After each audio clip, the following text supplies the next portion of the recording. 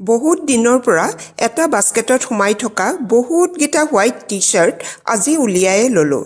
এই টি-চাৰ্টকেইটাক কিবা এটা নকৰিলে আৰু কিমান বছৰ যে তেনেকৈয়ে সোমাই থাকিব। ভাবিলোঁ ঘৰতে ব্যৱহাৰ হোৱাকৈ এই টি-চাৰ্টকেইটাক প্ৰিণ্ট কৰিব লাগিব। প্ৰিণ্ট কৰিবলৈ এটা টি-চাৰ্ট ল'লোঁ। তাৰ কাৰণে আলু এটা ভালদৰে ধুই সমানে দুফাল কৰি ল'লোঁ। আলুৰ এটা ফাল লৈ স্কেচ পেনেৰে ক্ৰছ চিনৰ নিচিনাকৈ দি আকৌ এডাল লাইন ক্ৰছ চিনৰ মাজেৰে দিলোঁ।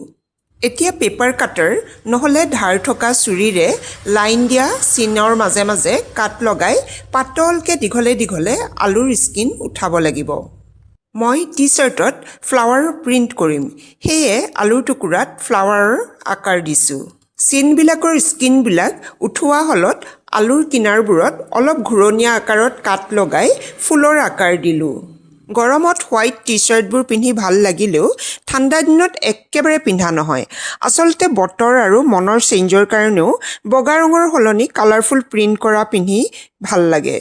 টি-চাৰ্টটো প্ৰিণ্ট কৰাৰ আগতে কোচ নোখোৱাকৈ ফিটকৈ লৈ এখন নিউজ পেপাৰ টি-চাৰ্টৰ মাজত দিলোঁ। ফ্লাৱাৰৰ কাট লগোৱা আলুৰ টুকুৰাত ব্ৰাছেৰে ফেব্ৰিক কালাৰ লগাই টি-চাৰ্টত প্ৰিণ্ট কৰি গ'লোঁ। কাপোৰৰ গ্লেজ আৰু কালাৰ বহুত দিন ৰাখিবলৈ কিছুমান কথাত সাৱধান ল'ব লাগে। প্ৰিণ্ট কৰাৰ পাছত 24 ঘণ্টালৈকে শুকাবলৈ দিব লাগে। ইয়াৰ পিছত প্ৰিণ্ট কৰা ছাইডটো উল্টা ছাইড কৰি তাৰ ওপৰত পাতল নিউজ পেপাৰ ৰাখি গৰম হোৱা আইৰণ কৰি দিলে কালাৰ খুব ভাল ধৰণে ছেট হৈ যায়। আলুৰ ইটো টুকুৰাত পাতৰ আকাৰত কাটি গ্ৰীণ কালাৰৰ প্ৰিণ্ট কৰিলোঁ।